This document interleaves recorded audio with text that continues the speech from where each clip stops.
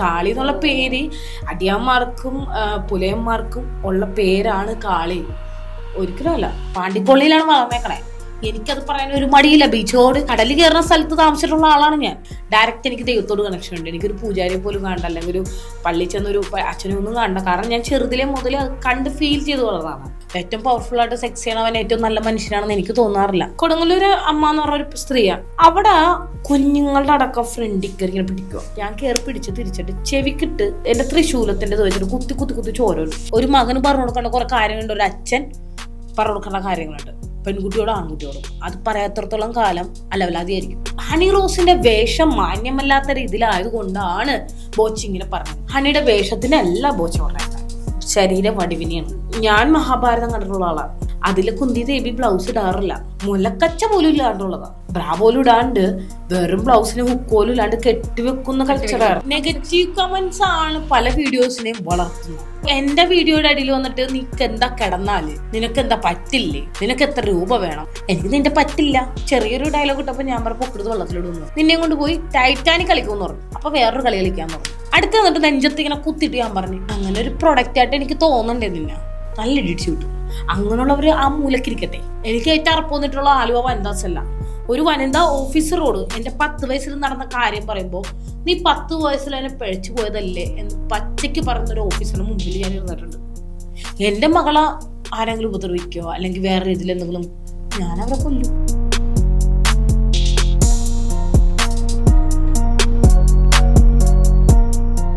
മലയാളത്തിലെ ആദ്യത്തെ fight master കാളിയാണ് ഇന്ന് എൻ്റെ കൂടെ ജോയിൻ ചെയ്യുന്നത്. കാളി, വെൽക്കം ടു ദി ഷോ. ശരിക്കും കാളി എന്ന് പറഞ്ഞ ഒരു പേര് ഇടാനുള്ള കാരണം എന്തായിരുന്നു? എൻ്റെ ക്യാരക്ടർ, അതായത് എല്ലാവരും പറയും ദൈവികമായിട്ടുള്ളതാണ്, പക്ഷെ പലരും ഇപ്പോഴും ജാതിയുടെ പേരിൽ, അതായത് കാളി എന്നുള്ള പേര് അടിയാന്മാർക്കും പുലയന്മാർക്കും ഉള്ള പേരാണ് കാളി. ഒരിക്കലും അല്ല. കാളി ഒരു മീനിങ്സ് ആണ്. ഭദ്രകാളി എന്ന് പറയുമ്പോൾ ഒരു മീനിങ്സ്. ശരിക്കും നമ്മൾ ആ ഒരു പിക്ചർ കാണുമ്പോ തന്നെ അറിയാലോ ഭദ്രകാളി സ്ട്രോങ് ആയി, അതായത് ശിവനെ ആരാധിക്കുന്നത്. ഞാൻ ഞാൻ വിശ്വസിക്കുന്ന ദൈവം എന്താണെന്ന് അറിഞ്ഞുകൊണ്ടാണ് ഞാൻ വിശ്വസിക്കുന്നത്. ഗീവറിസ് പുണ്യാളനും പടച്ചോനും കാളിയും കൊടുങ്ങല്ലൂരമ്മ ഉള്ളിടത്തോളം കാലം എന്നെ തോപ്പിക്കാൻ നിനക്കൊക്കെ ഒന്നും പറ്റില്ലടേന്ന്.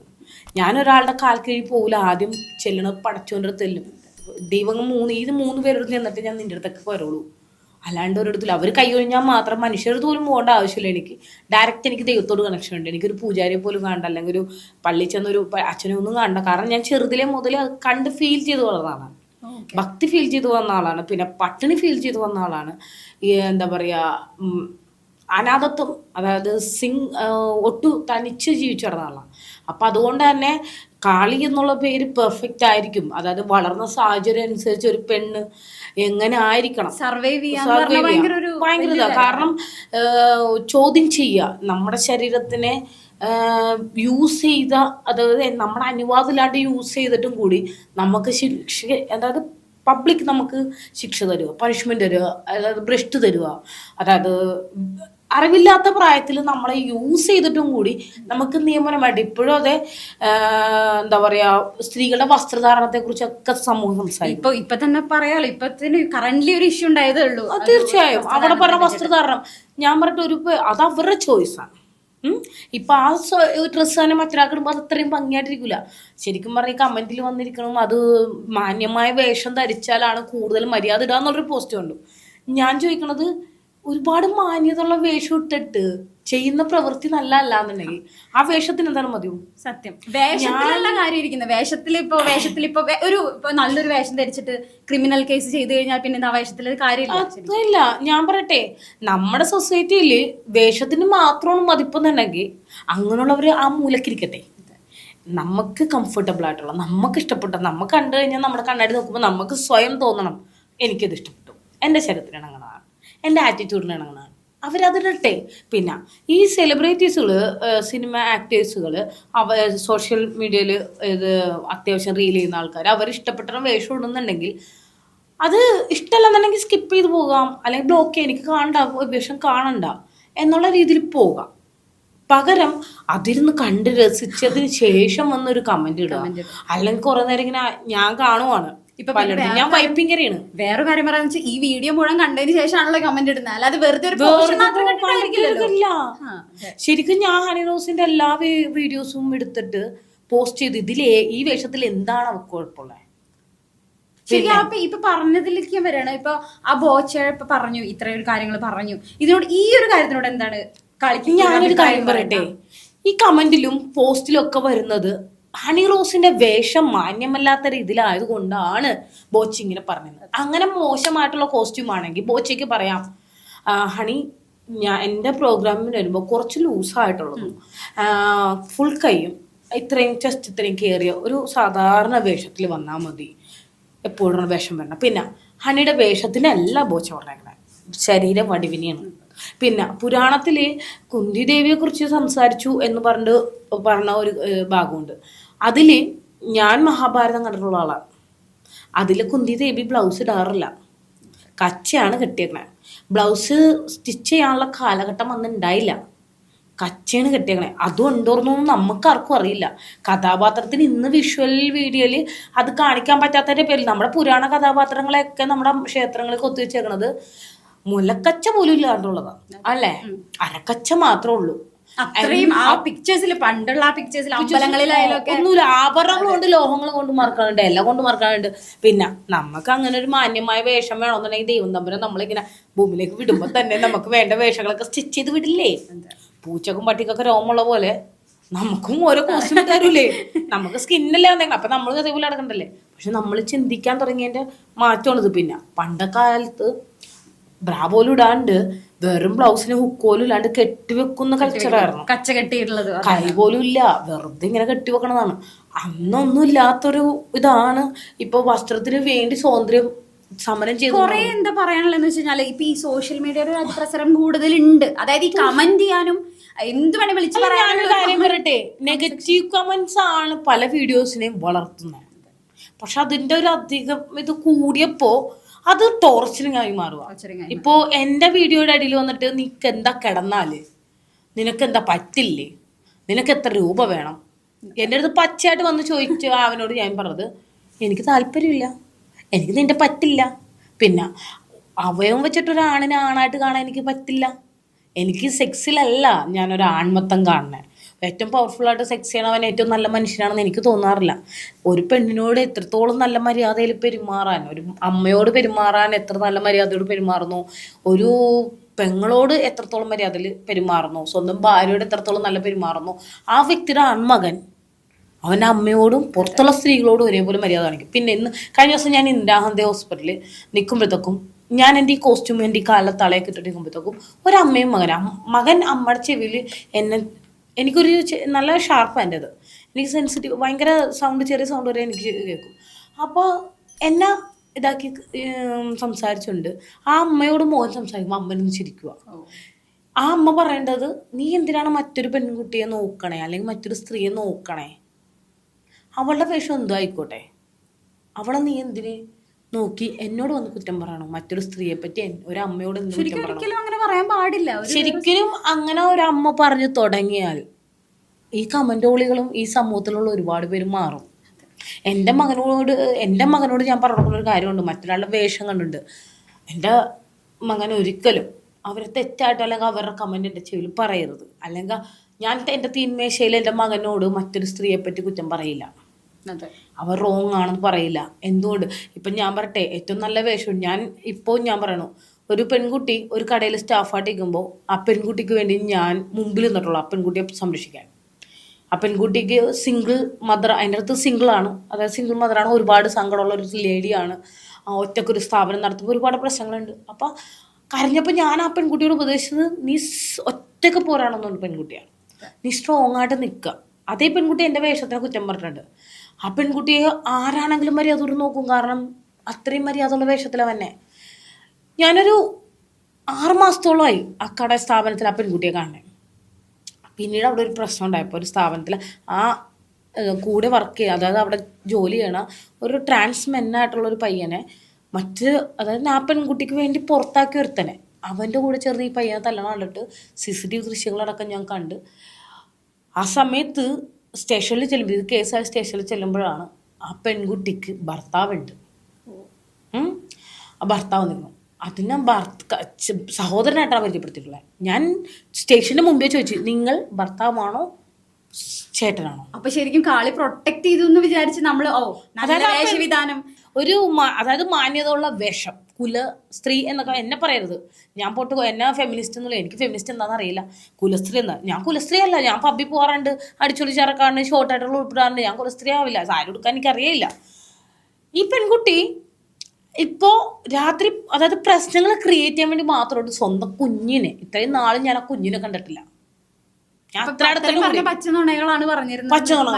അപ്പൊ ഈ കുഞ്ഞിനായിട്ട് ആ പെൺകുട്ടി ഈ പയ്യനെ തല്ലാൻ വേണ്ടി ആൾക്കാരായിട്ട് വന്ന് നിൽക്കുക. കാരണം അവിടെ ഒരു പ്രശ്നം ഉണ്ടായിക്കഴിഞ്ഞാൽ ഒരു കുഞ്ഞ് കയ്യിലുള്ളതിന്റെ പേരിൽ പിന്നെ ആ പെൺകുട്ടിയെ കണ്ട സാധുവായിട്ടുള്ള പെൺകുട്ടിയാ.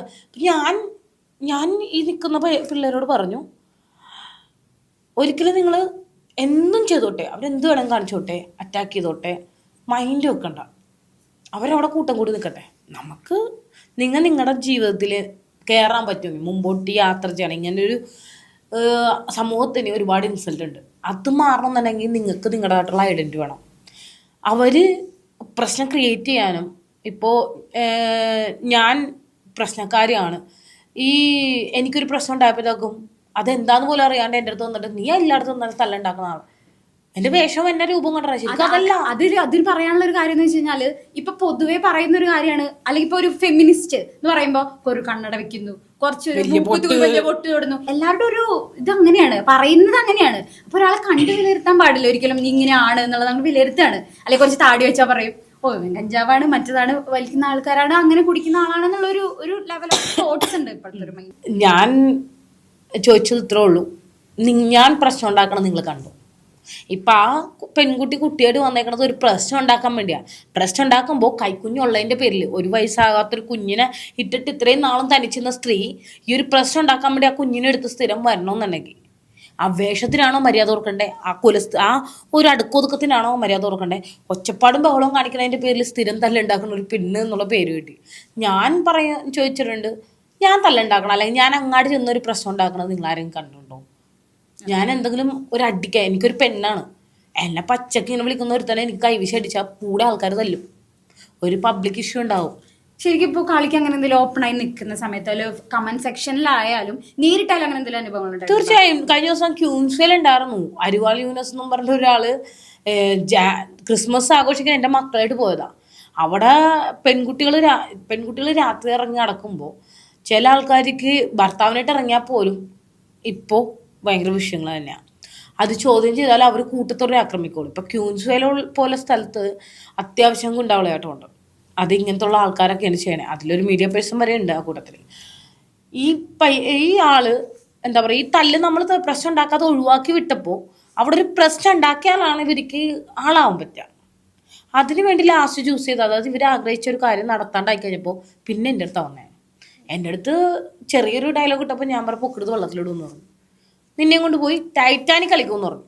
അപ്പം ഞാൻ പബ്ലിക് ഒച്ചെടുത്തി തന്നെ പറഞ്ഞേ, നമുക്ക് രണ്ടുപേർക്കും ടൈറ്റാനിക് കളിക്കാൻ പറ്റിയ ഉരുപ്പടിയല്ല, അതുകൊണ്ട് അത് വിടറാന്ന് പറഞ്ഞു. അപ്പോൾ വേറൊരു കളി കളിക്കാന്ന് പറഞ്ഞു. പച്ചയ്ക്ക് പബ്ലിക്കായിട്ട് വെച്ചെത്തി ചോദിക്കും, ഒരു മനുഷ്യൻ അതിനെ ഇതായിട്ടില്ല. ഞാൻ ചോദിച്ചു, അടുത്ത് വന്നിട്ട് നെഞ്ചത്ത് ഇങ്ങനെ കുത്തിയിട്ട് ഞാൻ പറഞ്ഞു, അങ്ങനെ ഒരു പ്രൊഡക്റ്റായിട്ട് എനിക്ക് തോന്നണ്ടേ നിന്നെ, എനിക്ക് പറ്റിയ ഒരാളായിട്ട് എനിക്ക് തോന്നണ്ടേ? ഇപ്പം കമൻറ്റിൽ വരുമായിരിക്കും അതാരുടെ എന്നൊക്കെ ചോദിച്ചപ്പോൾ എനിക്ക് തോന്നിയിട്ടില്ല. എനിക്കിഷ്ടം തോന്നണം, അതിപ്പോൾ ആരായിക്കോട്ടെ. എനിക്കിഷ്ടം ഒരാളോട് തോന്നിക്കഴിഞ്ഞാൽ എനിക്ക് അവൻ്റെ കൂടെ ടൈം സ്പെൻഡ്, എനിക്ക് സന്തോഷം കിട്ടുമെന്നുണ്ടെങ്കിൽ ഞാനത് ചെയ്യും. എനിക്ക് നീ അതാണ് തോന്നല്ല. അപ്പം തന്നെ വേറൊരു ഡയലോഗ് വന്നു. അപ്പം അതിന് മറുപടി വന്നു, നിൻ്റെ കൂടെ കിടന്നില്ലെങ്കിൽ അങ്ങനെ ആവുമെന്ന് ചോദിച്ചു. പിന്നെ പറഞ്ഞ ഡയലോഗിന് മുഴുവൻ ഞാൻ നിൻ്റെ അമ്മയോട് എന്ന് പറയടാ, നിൻ്റെ അമ്മ നിൻ്റെ അമ്മയാടാ. ഈ ആൾക്ക് വേണ്ടി ഞാൻ പിന്നെ ഈ ആളെ എൻ്റെ കൈ കയറി പിടിച്ചു. ഞാൻ ആ സമയത്ത് കരഞ്ഞൂല ഒന്നുമില്ല, പകരം ഞാൻ തിരിച്ച് അവൻ്റെ കൈ കയറി ലോക്ക് ചെയ്ത് പിടിച്ചു. ആ സമയത്ത് വിചാരിച്ചിട്ടുണ്ടാവില്ല പെട്ടെന്ന്. അല്ല, ആ സമയത്ത് അവൻ കടന്ന് അയ്യോ എൻ്റെ കൈ കയറി പിടിക്കണേ, ഇവളെൻ്റെ കൈ കയറി പിടിക്കാം. ഞാൻ അയ്യേ ഇത്രേ ഉള്ളൂ എന്നുള്ള മൈൻഡ് വരുക. ഞാൻ അപ്പാന്ന് വിളിച്ചിട്ട് പോയി. അപ്പം ഇത് കണ്ടുകൊണ്ടെന്ന് വെച്ചാൽ പയ്യൻ വന്ന് ഇവൻ്റെ കഴുത്തിൽ കയറി പിടിച്ചു. അത് കഴിഞ്ഞ് ഞാൻ എൻ്റെ 2 മക്കൾ ഇതിൻ്റെ ഇടയ്ക്ക്, അപ്പോൾ അടുത്തൊക്കെ അടിയായി, പ്രശ്നമായി. ആ സമയത്ത് ഈ ക്രൗഡ് ഇങ്ങനെ 2 ഗ്യാങ് തമ്മിൽ അടിയായി കഴിഞ്ഞപ്പോൾ ഇതിൻ്റെ ഇടയിൽ എൻ്റെ 2 മക്കളും എൻ്റെ ഫാദറും ഉണ്ട്. എൻ്റെ ഫാദറായിട്ട് പ്രശ്നങ്ങളുണ്ടായിട്ട് ആ ഫാദറിൻ്റെ ഹാർട്ട് പേഷ്യൻ്റായി ചെറിയ സുഖമില്ലാണ്ടായി കഴിഞ്ഞപ്പോൾ ഞാൻ റിട്ടേൺ ഫാദറിൻ്റെ ഒപ്പം വീട്ടിൽ വന്നില്ല. അപ്പം ആ 3 പേരും തപ്പി ഞാൻ പോയ തക്കത്തിന് എൻ്റെ കൂടെ ഉണ്ടായിരുന്ന കുറച്ച് പേരിൽ ഒരു പയ്യനെ തൂക്കെടുത്തിട്ട് പോയിട്ട് നല്ല ഇടിച്ചു വിട്ടു. ആ ഒരു ഹോസ്പിറ്റലിൽ പോയി കേസൊന്നും വേണ്ട എന്നുള്ള രീതിയിൽ അവർ പറഞ്ഞു നമ്പർ കുഴപ്പമില്ല എന്ന് പറഞ്ഞ് വിട്ടു. എനിക്ക് മറവിയുണ്ട്, അനീമിയുണ്ട്. അപ്പോൾ അതുകൊണ്ട് തന്നെ അത് ഇത്തിരി കുറേ നാളായി ഇത് കൊണ്ടിറങ്ങണം. അപ്പോൾ അത് മറവിയും കാര്യങ്ങളൊക്കെ ഡോക്ടർ ആരോട് ചോദിച്ചാലും അറിയാം, മറവി, ഹാർട്ട് പമ്പിങ് കുറവാണ്. അപ്പോൾ അങ്ങനെ കുറേ പ്രശ്നങ്ങളുള്ള കാരണം എനിക്ക് ഭയങ്കര വിഷയമാണ്. അപ്പോൾ ഈ ഫേസ് ഓർത്തിക്കൂല. എന്നിട്ട് പ്രശ്നം ഉണ്ടാക്കി ഇവൻ്റെ ഫേസ് ഞാൻ മറന്നു സത്യത്തിൽ. ഇവനെ ആരാന്നറിയില്ല, ഇവൻ്റെ പേരറിയില്ല, ഒന്നും അറിയില്ല. ഏതോ ഒരുത്തൻ. അന്ന് ഞാൻ അവനെ കാണുമ്പോൾ ഹായ് പറഞ്ഞാൽ തിരിച്ചു പറയും, കാരണം എനിക്ക് ഇവന് ഓർമ്മയില്ല. പക്ഷേ ഞാൻ ഇട്ടാപ്പൊട്ടി പൊട്ടിച്ചുകൊണ്ട് നടക്കുക. എൻ്റെ ഫാദറുണ്ട്, എൻ്റെ ഫാദറിൻ്റെ സുഹൃത്തുണ്ട്. ഇട്ടാപ്പൊട്ടി പൊട്ടിച്ചുകൊണ്ട് നടക്കുന്ന സമയത്താണ് ഈ വ്യക്തി വീണ്ടും എൻ്റെ നേർക്ക് വരിക. ആ 25-ാം തീയതി നടന്നപ്പോൾ സംഭവത്തിൽ ആ പയ്യനെ തല്ലിയതൊക്കെ ഇങ്ങനെ പറഞ്ഞ ആ സമയത്ത് ഒരു മീഡിയ പേഴ്സൺ എൻ്റെ അടുത്ത് ഇരിപ്പുണ്ട്, ഒരു പെൺകുട്ടിയുണ്ട്. അതുവരെ അവരെ എണീറ്റിട്ടില്ല, ചിരിച്ച് കളിയാക്കൊണ്ടിരിക്കുക. അപ്പം ഞാൻ ചെവി ഒരെണ്ണം കേൾക്കൂല. ഞാൻ ശ്രദ്ധിച്ചിട്ടുമ്പോഴത്തേക്കും ഇവൻ എൻ്റെ മുമ്പിൽ വന്നിട്ട് എല്ലാം ക്ഷണിക്കുക അടി ഉണ്ടാക്കാൻ. അതായത് പ്രകോപിപ്പിക്കുന്ന രീതിയിൽ.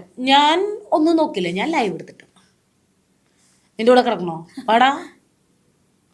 പിന്നെ അവൻ പറഞ്ഞതെടുക്കുമ്പോൾ അവൻ്റെ അമ്മ എന്ന് തന്നെ പറഞ്ഞിട്ടുണ്ടെന്ന് വെച്ചു. അവൻ എന്നെ പറഞ്ഞത് മുഴുവൻ അവൻ്റെ അമ്മയാണെന്ന് പറഞ്ഞു. ഞാൻ അതേ പറയുള്ളൂ, കാരണം ഞാൻ പറഞ്ഞില്ലേ, ഒരമ്മ ഒരു മകന് പറഞ്ഞു കൊടുക്കേണ്ട കുറേ കാര്യങ്ങളുണ്ട്, ഒരു അച്ഛൻ പറഞ്ഞു കൊടുക്കേണ്ട കാര്യങ്ങളുണ്ട്, പെൺകുട്ടിയോടും ആൺകുട്ടിയോടും. അത് പറയാത്തിടത്തോളം കാലം ആ കുടുംബത്തിൽ നിന്ന് പുറത്തിറങ്ങണവൻ അലവലാതിയായിരിക്കും. പിന്നെ വേറൊരു കാര്യം പറയാനുള്ളത്, ഇപ്പൊ പ്രതികരിക്കുന്ന ആളുകൾക്ക് ശരിക്കും ഒരു ഭീഷണി സ്വരങ്ങളൊക്കെ പലതും ഉണ്ടാവാറുണ്ട്. അങ്ങനെ എന്തൊക്കെ ഉണ്ടായിട്ടുണ്ട്? അങ്ങനത്തെ എന്തെങ്കിലും എനിക്ക് കമന്റ് സെക്ഷനിൽ വന്ന് എന്നെ വാത്തുരുത്തി. അതായത് ഞാനൊരു കാര്യം പറയട്ടെ, എൻ്റെ വീഡിയോയുടെ അടിയിൽ വന്നിട്ട് കോളനി വാത്തുരുത്തി എന്നൊക്കെ വിളിക്കുന്ന ആൾക്കാരോട് എനിക്ക് ചോദിക്കാനുള്ളത്, വാത്തുരുത്തി നിങ്ങൾ ജീവിച്ചിട്ടുണ്ടോ? അല്ലേ? ഭൂമിയിലെ എല്ലായിടത്തും ദാരിദ്ര്യവും കഷ്ടപ്പാടും അല്ലെങ്കിൽ പ്രകൃതിയുമായിട്ട് ഭയങ്കര മല്ലടിക്കുന്ന ഒരു കൂട്ടം ജനങ്ങളുണ്ട്. ആ ജനങ്ങൾ ആ പോരാട്ടം, അതായത് എനിക്കറിയാം, ഞാൻ വൈപ്പിങ്കരയിൽ മുരിക്കുംപാടത്ത് ജീവിച്ചിട്ടുള്ളത്. സുനാമിയൊക്കെ എൻ്റെ വെള്ളം കയറണം, അതായത് താഴത്ത് കട്ട ഇട്ടിട്ട് ആ കട്ടറ മുകളിൽ അവിടെ പറഞ്ഞ കുട്ടപ്പം എന്ന് അതുവരെ നിൽക്കുന്ന സ്ഥലത്തൂടെ നടന്നിട്ടുള്ള ആളാണ് ഞാൻ. എൻ്റെ വീട് പലർക്കും അറിയാം. ഇപ്പോഴാണ് ആ വീട് നന്നാക്കിയേക്കണത്. അങ്ങനെ ഒരു സാഹചര്യത്തിൽ വളർന്നേക്കണ ആളാണ് ഞാൻ. എനിക്ക് ഈ സംഭാഷണം വരുള്ളൂ. ഈ വാതുരത്തിലും കോളനിയിലും ജീവിക്കുന്ന വ്യക്തികളെ ഒരാളുടെ അടിയിൽ വന്ന് കമന്റ് ഇടുമ്പോൾ സത്യം പറഞ്ഞിട്ടുണ്ടെങ്കിൽ ഈ ഒരു സമൂഹത്തിന് മൊത്തമല്ല അവർ പറയണേ, ആ ഒരു സ്ഥലത്തിനെ പറ്റിയാണ് ഞാൻ പറയട്ടെ. അങ്ങനെ പറയുന്ന ഈ കമന്റ് ഇടുന്ന ആൾക്കാർക്ക് അപ്പൊ എന്ത് ക്വാളിറ്റി? കോളനിയിൽ വളർന്നു, ഞാൻ നസ്രത്ത് കോളനിയിലാണ് വളർന്നേക്കണേ, പാണ്ടിക്കോളനിയിലാണ് വളർന്നേക്കണേ. എനിക്കത് പറയാൻ ഒരു മടിയില്ല. ബീച്ചോട് നേവി ക്വാർട്ടേഴ്സിന്റെ നേവിയുടെ അവിടെ സൈഡിൽ തന്നെ കോളനി ഉണ്ട്, നമ്മുടെ ബീച്ച് റോഡ്. അവിടെ കടലിൽ കയറുന്ന സ്ഥലത്ത് താമസിച്ചിട്ടുള്ള ആളാണ് ഞാൻ. നമ്മുടെ താലപ്പൊലി കണ്ടിട്ടുണ്ടോ? കൊടുങ്ങല്ലൂര് അമ്മ എന്ന് പറഞ്ഞ ഒരു സ്ത്രീയാണ് അല്ലെ. അവിടെ താലപ്പൊലി ഭയങ്കര ഇഷ്ടം എനിക്ക്. ഭരണിയിലൊന്നും ഞാൻ പോലും എനിക്ക് ഇഷ്ടമല്ല. അവിടെ കൊടുങ്ങല്ലൂരമ്മ പോലും ആ സമയത്തുണ്ടെന്ന് ഞാൻ വിശ്വസിക്കണില്ല. പക്ഷെ മുമ്പ് ഒരിക്കലും ആദ്യമായിട്ട് താലപ്പൊലി കാണാൻ പോകുമ്പോൾ അവിടെ ഒരാൾ വന്നിട്ട് കുഞ്ഞുങ്ങളുടെ അടക്കം ഫ്രണ്ടിൽ കയറി ഇങ്ങനെ പിടിക്കുക. അപ്പൊ ഞാനത് ഇങ്ങനെ കാണുക. ഞാനിങ്ങനെ ചുറ്റും നോക്കും. എൻ്റെ ചേട്ടൻ്റെ ആങ്ങളുടെ മോള് എൻ്റെ കയ്യിൽ ഇരിപ്പുണ്ട്. അപ്പൊ ഞാനിങ്ങനെ ചുറ്റും ഇങ്ങനെ നോക്കി. അവൾ എൻ്റെ ഷോൾഡറിൽ ഇങ്ങനെ ഇങ്ങനെ നടക്കുള്ളൂ. അപ്പൊ ഈ ഷോൾ നോക്കുമ്പോഴത്തേക്ക് ഇയാള് പോകുന്ന ഭാഗത്തെല്ലാം ഇപ്പൊ സ്ത്രീകള് തിരിഞ്ഞു നോക്കുന്നുണ്ട്. അപ്പൊ എനിക്ക് മനസ്സിലായി എന്തോ ഉണ്ട്. ഞാൻ ശ്രദ്ധിച്ചു നോക്കാൻ തുടങ്ങിയപ്പോ ആന ഒക്കെ നിക്കണതിന്റെ അവിടെ നല്ല വട്ട. ആ സമയത്ത് ഒരു കുഞ്ഞു വരെയും ഇയാളെ തിരിഞ്ഞു നോക്കണം. അപ്പൊ ഞാൻ നോക്കുമ്പോ ഇയാളെല്ലാവരും ഇവിടെ കയറി പിടിക്കുക കൃത്യമായിട്ട്. അപ്പൊ ഞാൻ വേഗം എന്ത് ചെയ്ത് അടുത്ത് നിൽക്കുമ്പോ എന്റെ ഫ്രണ്ടിൽ നിൽക്കണ എന്റെ നാത്തൂന. ഞാൻ വേഗം കൊച്ചിനൊക്കെ കൊടുത്തിട്ട് നാത്തൂന പയ്യെ തള്ളി മാറ്റിട്ട് ഈ വഴി കൂടെ പോയിക്കോ. പിന്നെ വന്നത് ഞാനാ.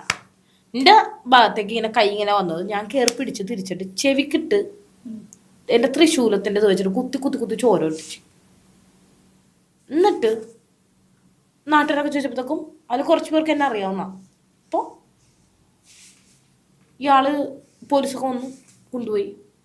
കാരണം കുഞ്ഞുങ്ങളുടെ അടക്കം കയറി പിടിക്കുക ഇയാള്. പക്ഷെ ഈ തല്ലുണ്ടാക്കുന്ന സമയത്ത് ഞാൻ ഇയാളെ തല്ലുമ്പോ ഇപ്പൊ തലപ്പള്ളിയുടെ സ്ഥലത്ത് എല്ലാരും ഒഴിഞ്ഞു മാറിപ്പോ ആ കൂട്ടത്തിലൊരു കളവും പറയാം, ഇത് താലപ്പൊലി ഇങ്ങനത്തെ തിരക്കുള്ള സ്ഥലത്തൊക്കെ നിങ്ങൾ സ്ത്രീകൾ എന്തിനാ വന്നെ ഇങ്ങനെയൊക്കെ ഉണ്ടാവും. വന്നതാണ് തെറ്റ്. അപ്പൊ ഞാൻ പറഞ്ഞേ ഇത് കൊടുങ്ങല്ലൂരമ്മ എന്ന് പറഞ്ഞ പെണ്ണാ. കൊടുങ്ങല്ലൂരമ്മനെ കാണാൻ വേണ്ടി ഞങ്ങൾ സ്ത്രീകൾ ആദ്യം വരട്ടെ സ്വാതന്ത്ര്യത്തോടുകൂടി. അപ്പൊ പിന്നെ ഈ കൊടുങ്ങല്ലൂരമ്മക്ക് എന്ത് മര്യാദ ഉള്ളേ? പിന്നെ അങ്ങനെ ഞരമ്പന്മാരുണ്ട് പിടിക്കും എന്ന് ചേട്ടന് തോന്നുവാണെങ്കിൽ ചേട്ടന്റെ വീട്ടിലുള്ള സ്ത്രീകളെ കൊണ്ടുവന്ന് ഒരു ബോർഡ് കഴുത്തി കയറി പിടിക്കാൻ തോന്നുന്ന ആൾക്കാർ എൻ്റെ ഭാര്യയും മക്കളെ കയറി പിടിച്ചോ, എത്ര വേണമെങ്കിലും പിടിച്ചോ എന്ന് പറഞ്ഞ ഒരു ബോർഡ് എഴുതി വെക്കേട്ടാ. അല്ലാണ്ട് ഇവിടെ താലപ്പൊലിയിൽ ഹാപ്പി ആയിട്ടിരിക്കാൻ വേണ്ടി കുഞ്ഞുങ്ങളടക്കം വരുമ്പോ ആ കുഞ്ഞുങ്ങളടക്കം കയറി പിടിച്ചവരെ ഞാൻ തല്ലില്ല, എനിക്കൊരു തെറ്റ് തോന്നില്ല കേട്ടോ. പിന്നെ അതുമല്ല ചിലവരുണ്ടല്ലോ ഇത് എന്തെങ്കിലും പ്രശ്നമാവോ എന്ന് വെച്ചിട്ട് സഹിച്ചു നിൽക്കുന്നവരുണ്ട്. ഞാൻ പറയട്ടെ, ഞാനിപ്പോഴും പലതും തുറന്നു പറഞ്ഞിട്ടില്ല. എന്താന്നറിയോ, അങ്ങനെ ഇപ്പൊ ഒരാളും ചോദിക്കണ്ട. ഞാൻ പറയണു ഇപ്പോഴും കുഞ്ഞുങ്ങൾക്ക്, ചെറിയ കുഞ്ഞുങ്ങൾ അറിയാൻ വെറുതെ വിടണില്ല. ആ കുഞ്ഞുങ്ങൾക്ക് അറിവില്ല. ഇത് തുറന്നു പറഞ്ഞാലുള്ള പ്രശ്നം ഞാൻ പറയാം. ഇത് കേട്ട് രസിക്കാൻ വേണ്ടി ഒരു കൂട്ടമുണ്ട് ഡിപ്പാർട്ട്മെന്റിൽ ഉൾപ്പെടെ. 10-15 വയസ്സായിക്കോട്ടെ, എന്തായിക്കോട്ടെ, ആ കുഞ്ഞിനോട് മുതിർന്ന സ്ത്രീ ആയിക്കോട്ടെ, ഇത് ആ പെൺകുട്ടി അവിടെ സഹിച്ചത് കൂടാണ്ട് ആ ഒരു ഏരിയയിൽ പോലും ചെന്നിട്ട് അവർ വീണ്ടും ക്വസ്റ്റ്യൻ ചെയ്ത് അത് കേട്ടിട്ട് നമ്മുടെ മുമ്പിൽ ഇരുന്ന് അവരുടെ, നമ്മൾ ശരിക്കും കാണാം അവരുടെ ഫേസിൽ ആ പോണ വികാരങ്ങളൊക്കെ. ശരിക്കും ആ കുട്ടികൾക്കെതിരെയുള്ള ഒരു നിഷ്കളങ്കതയാണ് ആ കുട്ടികൾക്ക്. കുഞ്ഞുങ്ങൾക്ക് പറയാൻ പോലും അറിയാൻ പാടില്ല അതെന്താ സംഭവിച്ചത് പറയാണ്ട് നമുക്ക് ഇങ്ങനെയൊക്കെയാണ് സംഭവിച്ചത് നമ്മളോട് ചോദിക്കുമ്പോ പറയുമ്പോ അതേ കൈ വീണ്ടും വന്ന് അതേപോലെ ഒഴിയുമ്പോ ഇതൊക്കെ ഉണ്ടാവുന്ന ഒരു അറപ്പുണ്ടല്ലോ, അതാണ് ജീവിതത്തിൽ കിട്ടുന്ന ഒരു തൻ്റെ ഇടം. ഇപ്പൊ കറന്റ്ലി എന്ന് പറഞ്ഞു കഴിഞ്ഞാൽ ഇപ്പൊ കുറെ സ്കൂളുകളിലുണ്ട് ഇങ്ങനെ ഓരോ ക്ലാസ്സസ് കാര്യങ്ങളൊക്കെ വെക്കുന്നത്. ആ ഒരു കാലഘട്ടത്തിൽ ഞാൻ പറയട്ടെ, നമ്മുടെ നിയമത്തില് എനിക്ക് ഏറ്റവും അറപ്പ് വന്നിട്ടുള്ള ആലുവ വനിതാ സെല്ല. മനസ്സിലായോ? ഒരു വനിതാ ഓഫീസറോട് എൻ്റെ 10 വയസ്സിൽ നടന്ന കാര്യം പറയുമ്പോൾ നീ 10 വയസ്സിൽ അതിനെ പിഴച്ചു പോയതല്ലേ എന്ന് പച്ചയ്ക്ക് പറയുന്നൊരു ഓഫീസറിന് മുമ്പിൽ ഞാൻ ഇരുന്നിട്ടുണ്ട്. അന്ന് ആലുവ സ്റ്റേഷൻ്റെ അവിടെ നിന്ന് ഇറങ്ങുമ്പോൾ ആ പോലീസ് ഒരു ആണായ പുരുഷനായ ഓഫീസറും കൂടി അതിൻ്റെ അകത്തുണ്ട്. രാത്രി ഞാൻ ചോദിച്ചത് ഇത്രേ ഉള്ളൂ, താങ്കളുടെ മകൾക്ക് 10 വയസ്സാണ്. ആ 10 വയസ്സുള്ളപ്പോൾ താങ്കളുടെ മകളെ ഒരാൾ യൂസ് ചെയ്താ, ആ സമയത്ത് താങ്കൾ താങ്കളുടെ മകളെയാണോ കുറ്റം പറയോ, അവനെയാണോ കുറ്റം പറയോ, താങ്കളെയാണോ കുറ്റം പറയാ? ഈ പറയുന്ന ആളുകൾക്ക് അവർക്ക് സ്വയം വരുമ്പോഴാണ് ഇവർ ഇതൊക്കെ അല്ല, അങ്ങനെ ഒരു ഇൻസൾട്ട് കിട്ടിയതിന്റെ പേരിൽ ഞാൻ ഈ ഒരു പൊസിഷനിൽ നിൽക്കുന്നു. എൻ്റെ മക്കളെ അതായത് ഞാൻ 10 വയസ്സിൽ ഇത്ര അനുഭവിച്ചിട്ട് 15 വയസ്സിൽ ഞാൻ എതിർത്ത ഒരാളെ വെട്ടേണ്ട അവസ്ഥ വന്നു. ആ അവസ്ഥയിൽ പോലും എന്നെ സമൂഹം ഒറ്റപ്പെടുത്തി, എൻ്റെ പാരൻസ് ഒറ്റപ്പെടുത്തി. എന്നിട്ട് അതേ പാരൻസിലായാലും എൻ്റെ മക്കളെ കൊടുത്തുവിട്ട പോലീസുകാർക്കെതിരായിട്ടാണ് ഞാൻ പിന്നീട് വൈപ്പിങ്ങരയിലേക്ക് തിരിച്ചു ചെല്ലുകയും അവരെന്താണെന്നുള്ള പബ്ലിക്കിൽ ഇടുകയും ചെയ്തിട്ട് അതിൽ നിന്നാണ് പിന്നെ ഞാൻ അവരോട് ക്ഷമിച്ചു. എനിക്ക് കാരണം അങ്ങനെയാണ് ഞാൻ. പക്ഷെ അതിന് അവർ ശരിയും കുറച്ച് വിഭാഗം അവർക്ക് വേണ്ടി സംസാരിക്കുന്ന ആൾക്കാർ ഇപ്പോഴും ഉണ്ട്. എന്തെങ്കിലും പ്രശ്നം വരുമ്പോൾ ഇൻബോക്സ് ചെയ്ത് എൻ്റെ ഭീഷണിയാണ്, നീ ഹണി ട്രാപ്പ് പ്രതിയല്ലേ, നിന്റെ അച്ഛൻ അവിടെ ഉള്ളതല്ലേ, നിന്റെ അമ്മ ഇത്. ഞാൻ പറയട്ടെ, എനിക്കറിയില്ല. ഈ തല്ലും ഫൈറ്റൊക്കെ എൻ്റെ ഇടയിലാണ് ഇന്നാളെ എൻ്റെ അച്ഛനാന്നും പറഞ്ഞു വരിക, ഇന്നാളെ എൻ്റെ ആരുമല്ല എന്നും പറഞ്ഞു പറയാ. ഒന്ന് ആലോചിച്ച് നോക്ക്, ഇത്രയും വയസ്സിനിടയിൽ അത് അറിയുമ്പോഴത്തേക്കും എന്താണ് ചിന്തിക്കണ്ടേ? പിന്നെ അപ്പം എനിക്കൊരു ചോദ്യം വരുക, അതുകൊണ്ടാണോ എനിക്കിങ്ങനെ എൻ്റെ ബാല്യം നശിപ്പിച്ച ആൾക്കാരോട് ചോദിക്കാൻ. അതായത് ഒരച്ഛൻ ഒരു മകളെ ഇത് ചെയ്തേനി വെടിവെച്ച് പോകുന്നൊരു കഥയുണ്ട് നമ്മൾ കേരളത്തിൽ അല്ലേ. ആ അച്ഛൻ്റെ ഇന്നലെ ഞാൻ ഇന്നൊരു മെസ്സേജ് വിട്ടു, അങ്ങനെ ഒരു അച്ഛൻ എനിക്കില്ലാണ്ട് എന്നത്. അതായത് ചങ്കുറപ്പുള്ള നാരടിപ്പൊക്കെയുള്ള നട്ടലുള്ള ഒരു തന്ത്ര മകളായിട്ട് വളർന്ന എനിക്ക് ഇങ്ങനെ ഒരു സംഭവം നടന്നിട്ട് ആ വീട്ടിൽ കയറി അവരെ തല്ലുകയോ ഒന്നും ചെയ്തില്ല. മനസ്സിലായല്ലേ? ഫേമസ് ആണ്, എല്ലാവരും അയാൾക്ക് വേണ്ടി സംസാരിക്കേണ്ടത്. പക്ഷെ എനിക്ക് വേണ്ടി ആ സമയത്ത് ഇറങ്ങാത്തതിൻ്റെ ദേഷ്യമാണ് എനിക്കുള്ള. അപ്പം അപ്പം എൻ്റെ സ്വന്തം അച്ഛനില്ലാത്തതിൻ്റെ പോലെയാണ് ഇങ്ങനെയൊക്കെ സംഭവിച്ചത് എന്ന് വരെ ഞാൻ ചോദിച്ചിട്ടുണ്ട്. ഒരു വൈരാഗ്യം വന്നുപോയി, ദേഷ്യം വന്നുപോയി, സമൂഹത്തിനോടൊരു പക വന്നുപോയി. കാരണം എനിക്ക് നഷ്ടപ്പെട്ട എൻ്റെ ബാല്യ ഈ പറഞ്ഞ സോഷ്യൽ മീഡിയയിൽ വന്ന് കമന്റ് ഇറങ്ങുമായിരിക്കോ, അപ്പം എന്നെ നോക്കി കുഞ്ഞ കുത്തറ സ്ത്രീകൾക്കോ അമ്മമാർക്കോ ഒന്നും എൻ്റെ വികാരം അവരതൊന്നും ഒരിക്കലും അവരതൊന്നും അനുഭവിച്ചിട്ടില്ല. ഒന്ന് ആലോചിച്ചോ, ഒരു ദിവസം മുഴുവൻ ഒരു ജിമ്മില് സ്കൂളിൽ പോകേണ്ട പെൺകുട്ടി സ്കൂളിൽ കയറാത്ത എന്താന്ന് ചോദിക്കാനായിട്ടോ ആ ഭയമാണ്. പുറത്തൊന്ന് പറഞ്ഞു കഴിഞ്ഞാൽ പിന്നെ അടുത്ത ദിവസം അതിനും കൂടുതലാണ് കിട്ടണം, കാരണം വീട്ടിലാരും ഇല്ല. ഞാൻ പറഞ്ഞ മക്കൾക്ക് വേണ്ടി ജീവിക്കണം അമ്മമാര് മക്കളെ മുഴുവനായിട്ട് മനസ്സിലാക്കുക, മക്കളെന്താണ് ഫീൽ ചെയ്യണമെന്ന് മനസ്സിലാക്കുക. അല്ലാണ്ട് കുറെ പണം ഉണ്ടാക്കാൻ വേണ്ടി അവർക്ക് ഡ്രസ്സ് വേണ്ട. എൻ്റെ മക്കൾ നോക്ക്, ഒരു സാധനം എന്നോട് ചോദിക്കാറില്ല. എൻ്റെ മക്കൾക്ക് സൈക്കിളില്ല, കളിപ്പാട്ടങ്ങളില്ല, ഒന്നുമില്ല. അവരതൊന്നും ഇല്ലാണ്ടാവുന്നേ. പക്ഷെ ഒരു കാര്യമുണ്ട്, അവരുടെ അമ്മയുടെ ഫീലിങ്സ് അവർക്കറിയാം, അവരുടെ അനുഭവങ്ങൾ പകർന്നു കൊടുത്തത് കൊണ്ട് തന്നെ അവർക്ക് അതൊക്കെ കാര്യങ്ങളെല്ലാം മനസ്സിലാവും.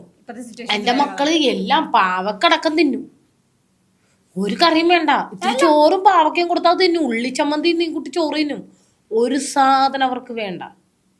അവരൊരു ആഗ്രഹം, എൻ്റെ മോളോടൊരു ഈ ക്രിസ്മസിനാണ് ഞാൻ അവൾക്ക് നല്ലൊരു ഡ്രസ്സ് എടുത്തത്. അങ്ങനെ രണ്ടുപേരും യൂസ് ചെയ്യുക. പക്ഷെ പലരും ചിന്തിക്കുന്നത് എന്താണെന്നറിയോ, ഇപ്പൊ നമ്മൾ അങ്ങനെ അനുഭവിച്ചു, ഇപ്പത്തെ കുട്ടികൾ അങ്ങനെ അനുഭവിക്കരുത് എന്നുള്ളത്, അങ്ങനെ മാത്രം ചിന്തിക്കരുത്.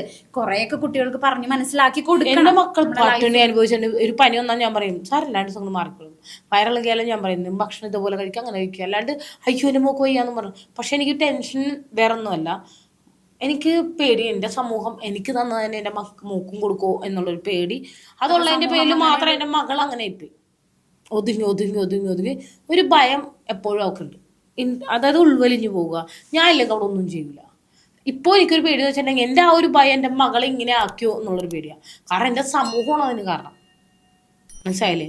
എൻ്റെ മകൾക്കൊരു വേഷം ഇട്ട് എൻ്റെ സെൽഫി എടുത്തു കഴിഞ്ഞാൽ ആ മകള് ആ സുന്ദരി ആരാ എന്നുള്ള ഡബിൾ മീനിങ്സ് വെച്ചിട്ടുള്ള ഡയലോഗ്സ് ഒക്കെ പേടിയാ.